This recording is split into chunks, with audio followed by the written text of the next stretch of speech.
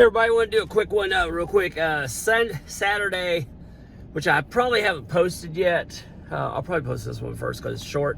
But anyway, had to run down to the store, so I thought, let me hit 2 Goodwills. It's raining. I don't know if you can see it out back. It is just raining and cold. It's like 49 degrees outside. It's not pretty. For you people up north, this is just warm. But for Floridians, 49 degrees is kind of cold. So it's just on the border. I don't wear a jacket, but it's right there. A little cold, but not too cold. And the rain is just cold. Anyway, if you're not stopping at Goodwills and stuff in your thrift stores while you're out doing errands, I make it a game. I try, whatever I'm spending, I'm like, let me see if I can find enough profit for that to pay for whatever I went out and get. So I spent $30 earlier, so I thought, let me see if I can go score $30 in there. I was in there like 25 minutes. Board games. Let's talk about board games real quick. Board games can make money. Like I scored this one. This one's Shrek 2, and it is. I paid $2.99. It goes for $15 to $25. And if you can open them, when I tell you to open them, look and see if most of the pieces are there. If not, there's not a lot of pieces there that I pass. If the majority of the pieces are there, I get them. And content is the big thing with board games. If you're getting old board games, you want to get stuff that kind of stands out and brings back emotion. Like I bought a Casper game a while back, and the Casper game, you know, for the people that were in the 50s and 60s, they remember playing that. Oh, I gotta play that Casper game, and they'll get it. Now, a Monopoly game, and Monopoly's kind of a weird one. There are good ones on this, but I'm just using Monopoly. Let's use Yahtzee.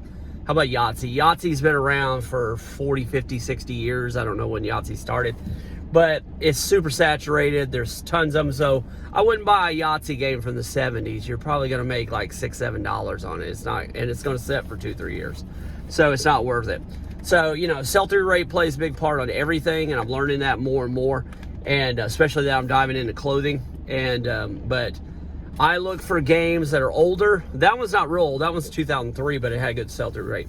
I try to find 60s, 70s, 80s board games, and they need to have content. They need to have something that stands out to make them emotional. You know, like I have a $6 Million Man board game. That's from the 70s. That was a popular TV show. People remember that. And board games, they're just like everything else, you know. Needs to pop, you know, it needs to look pretty, you know, it needs to kind of get their attention. If it says Yahtzee on the front and that's it, nobody's gonna buy it, so just don't buy it. So anyway, I scored that. I didn't find any. I was looking for hard goods because I'm low on hard goods, but couldn't find them, so I went to clothing. And this is the last one I saw. Tech and Sports was talking about this one. He was multiple times he's talked about it. Ralph Lauren, Little Pony? No. Big Pony? Yes. So I looked up, and this is how I looked it up, and I'm starting to learn clothing a little bit more. I looked up Polo Ralph Lauren, Big Pony, yellow, pullover. That I put all that in, and it found this shirt, and it gave me a good sell-through rate, and I bought it. So, swoop. So that's what I'm learning. Details when clothing, and I'm starting to learn it with other stuff, but details, like if you put in Ralph Lauren polo shirt or pullover, you'll get tons of them, and the sell-through rate ain't that great. But if you look and see, which Tekken Sports has said this, so I'm not trying to take it away from Tekken because the man's a guru. I'm following him like religiously. So, but anyway, if you narrow it down to the details, yeah, you could, a lot of it has good thing. I looked this one up. I hadn't seen this one before. This one is Brooklyn Cloth Company. And this wasn't what caught me in the front. It was the back that kind of caught me. Thought it was cool looking. So, anyway. Yeah, $5.99 for each of these. The jackets were $7.49 at Goodwill, so I scored those. And I like this one. This one was Straight Down was the company. Let me zip this back up. I had to unzip it for the Straight Down company. And anyway, good sell-through rates. So I've been really working on the sell-through rates, people. I've been trying to stay in. I sold an Eddie Bauer jacket the other day. I paid I think $2 or $5, I can't remember, and I sold it for $58.49. Free shipping, I think, on it. I'm not positive on it. So this one I looked up, Roundtree in York. This is a nice jacket, and had great sell-through rate. Swoop. So $7.49. And I think they were selling for 30 or 40. And then there's my last one I got. This one was where'd it go? Another thing I've been doing is staying away from brand. If it's unbranded, I'm just not buying it. This was a Mondetta jacket, I guess, or yeah. Mondetta. So $5.99. So anyway, that's all I got. 20 minutes and I got what is that, 5 or 6 pieces of clothing and a board game. So I'm definitely cherry picking what I'm looking for, because and I keep preaching about tech and sports, but the man has been doing this for a while and has made a lot of money doing it, so I'm gonna listen to him.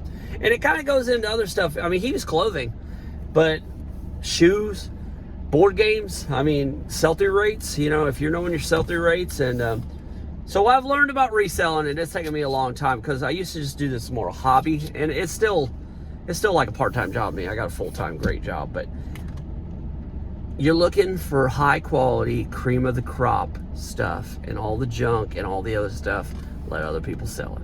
Just bottom line. Do you want to spend 2 minutes listing an item that makes $30 profit, or do you want to spend 2 minutes listing an item that makes $3 profit? Everybody's going to say the higher one. Okay, stop picking up the $3 items. As resellers, we get excited and we go out and we love the treasure hunt, and then we're not finding anything, and then we start justifying why this item's okay. It'll be all right, it'll sell. Yeah, you're right, it probably will sell, but it might take 3, 4, 5 years. I don't have enough room for 3, 4, 5 years of inventory of tons of stuff. So what I'm doing is what everybody else has probably caught on way before me, is I'm looking for sell-through rates that are great, and I'm looking for items that move quickly. And my matrix is 1 year or less. That's what I'm going for. And clothing, I'm trying to stay under that. If it's a year or less, that's what I'm looking for. And for that year, I am going to ask for the top-notch money. I ain't lowering my price. I might make some offers here and there, but I'm not lowering my prices. You know, if somebody makes me an offer and makes money, then yeah, I'll take an offer. But I ain't cutting it down. You know, if I got $50 on it, I'm not offering somebody for $15. It's just not happening. Now, if somebody sends me an offer, says they'll give me $30 for my $50 jacket, and I got $5 into it, I'm letting it go. It's going bye-bye, because I can always go find more clothes. There's clothes everywhere. There's about everything, at least in my area, and I live in a big city, so smaller towns don't hold me accountable for this, because it might not. Smaller towns, there might not be a lot. So you're going to have a more diversified niche, you know. Like I do clothing. Here's what I'm doing. I do clothing, shoes, which I'm just starting to get into shoes because I didn't like them for a long time. Clothing, shoes, toys, vintage toys mainly. And then my fourth category is anything that's small, that's usually brand new, you know, that is still in plastic, stuff like that, or stuff that's small that I know. Like, I know lava lamps sell. I'll buy every lava lamp there is in the world. Get them like $6, $7 or under. I'm going to sell them $15 to $40 a piece, every one of them. So I'll buy every lava lamp I see. But, you know, some stuff I'm just passing on anymore. Keyboard pianos, big keyboard pianos. Yes, they sell. I sell every one of them, but they take me 30 minutes to box. I don't want to spend 30 minutes. I want to box them up in like 2 or 3 minutes and be done. So, especially if you're doing 50 I'm not nowhere near this, but if you're doing 50 items and you got to ship out 50 items and it's taking you 5 minutes item to package, you're getting 12 an hour and you got 50. That means you're what, 4.5 hours worth of boxing up? That's a lot of time, man. So I want to do it quickly. So, all right, that's it. I just want to show you. I'm going home, man. It's raining. It's cold. It's nasty. I was going to go to one more, but I think I'm done. So, thanks for watching. Hope that helps. So, it's helping me, man. Resellers learn from resellers. So, keep teaching everybody. Later.